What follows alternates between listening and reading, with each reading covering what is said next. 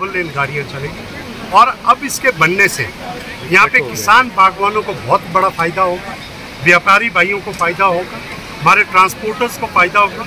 और ख़ास तौर पे हमारा जो यहाँ पे ये खोखण महाराजा का क्षेत्र है और मणिकरण की घाटी, क्योंकि मुखिया बाज़ार से कट चुकी थी, सब्जी मंडी से कट चुकी थी, 17 किलोमीटर का अतिरिक्त उनको एक घूम कर आना पड़ता था। ऐसे में यहाँ पे बहुत ट्रैफिक जाम रहता था, तो हमारी सब्जी मंडी का भी बहुत नुकसान हुआ, बुनकर बाज़ार का बहुत नुकसान हुआ, बागवानों का, किसानों का। ऐसे में ये जो कोटकंडी है, जो हमारे जो बड़ा भोइण, छोटा भोइण, त्रैहण, बसौना और गरसा घाटी, इस पूरे क्षेत्र को, बजौरा, पूरे क्षेत्र को इसका फ़ायदा होगा। ऐसे में ये जो है प्रमुख सब्जी मंडी से जुड़ जाएगा और प्रमुख बाज़ार से ये जो पुल जुड़ेगा। इससे आप देखेंगे कुछ ही दिनों में यहाँ पे जो है बहुत बड़ा संगम घाट बनने वाला है। संगम घाट कोई यहीं तक नहीं चिन्हित होगा, ये संगम घाट नीचे जहाँ तक हमारे जो गरसा बिहाड़, चुट्टी बिहाड़ होता है, वहाँ तक जाएगा। वो ऊपर जिया से लेकर शमशी से लेकर ये पूरा तटीयकरण होगा। इसके लिए हमारे को केंद्र की मंजूरी मिल भी गई है, एक ड्रेजिंग पॉलिसी भी बन रही है। तो एक बहुत बड़ी योजना इस क्षेत्र के लिए ये मील पत्थर ये पुल साबित है। सर, बिजली महादेव रोपवे को लेकर जो ये बात जग जाहिर है कि 2018 में उसकी जो NOC दी गई, उसके बाद किन नेताओं ने उसको अपने चुनावी घोषणा पत्र में उसको डाला।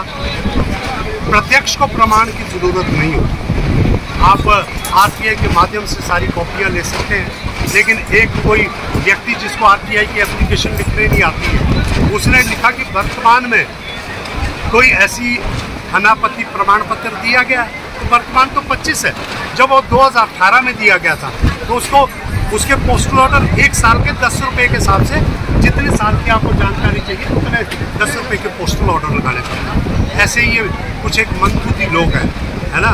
मुझे ऐसा लग रहा है कि इनके बीच में वर्चस्व की लड़ाई है, जिसमें इन्होंने देव नीति को इस्तेमाल किया है।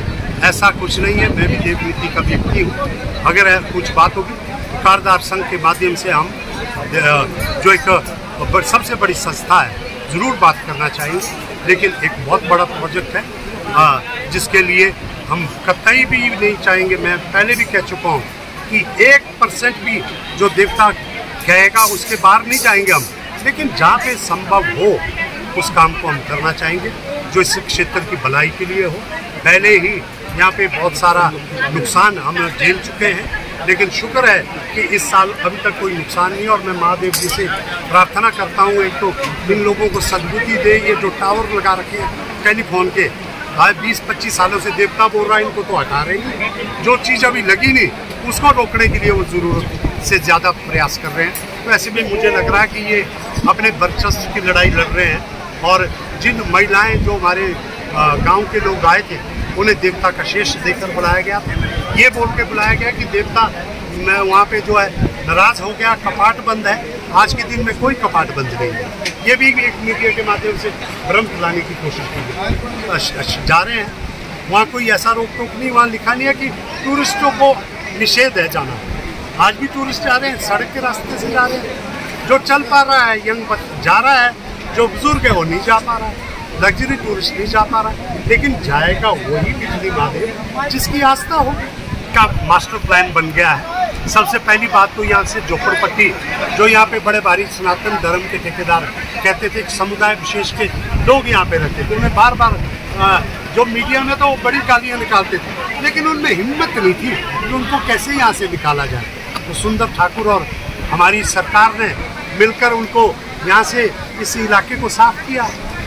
ये तो हमारी वचनबद्धता है। हमने कोई धर्म का प्रचार तो नहीं किया या उनको जाति विशेष से तो नहीं बुलाया। जो इलाके के लिए अच्छा था उसको हम कर रहे हैं। यहाँ पे बहुत खूबसूरत घाट बन रहा है, SSB से लेकर शिव मंदिर तक। यहाँ पे गुरुद्वारा साहिब सामने है सिंह सभा, इसके लिए भी बहुत खूबसूरत बनेगा।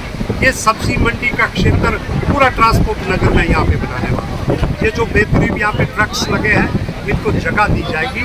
और एक माननीय मुख्यमंत्री जी के आशीर्वाद से ब्लूप्रिंट बन रहा है, जिसे हम आपके साथ थोड़े दिनों में बरसात के बाद इस काम को शुरू किया। लाडा के चेयरमैन आप है सर, 4 महीने में दुनिया तो खत्म नहीं होगी। अगले पंचायतों के लिए उनको पैसा बचना चाहिए।